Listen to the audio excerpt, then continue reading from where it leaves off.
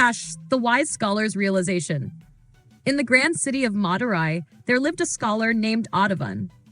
From a young age, he was known for his incredible knowledge. He had memorized countless scriptures, mastered various languages, and could debate with the greatest minds of his time. People traveled from distant lands just to hear him speak. One day, a young man named Keshavan, a simple villager, came to meet him. He bowed before Aadhavan and asked, "O great scholar, I wish to gain wisdom. Can you tell me what is the true purpose of learning?" Aadhavan, proud of his intellect, smiled and said, "Knowledge gives you power, respect, and success. The more you learn, the higher you rise in life." Keshavan nodded and left, but his question lingered in Aadhavan's mind. That night, he had a strange dream. He found himself in a dark forest, lost and confused. Suddenly, he saw an old sage standing beneath a sacred tree. The sage looked at him and asked, "What is the use of all your knowledge if it does not lead you to truth?" Aadhavan was puzzled. "Truth? I have studied the scriptures, mastered the philosophies.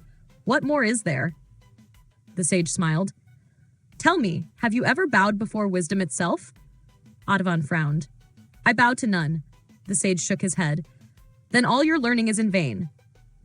Before Aadhavan could respond, the sage disappeared, and Aadhavan woke up, his heart pounding. He suddenly remembered a verse from Thirukkural, "Kurtsidana ayahingalenen nira Torah yanian." What is the use of all learning if one does not bow before the feet of true wisdom? The next morning, Aadhavan went to the temple, where he saw an old man sweeping the courtyard. He recognized him. It was a humble devotee known for his pure heart. Without hesitation, Aadhavan bowed before him. From that day on, he realized that knowledge without humility is empty. True wisdom is not just in knowing, it is in understanding, in respecting, and in surrendering to the higher truth.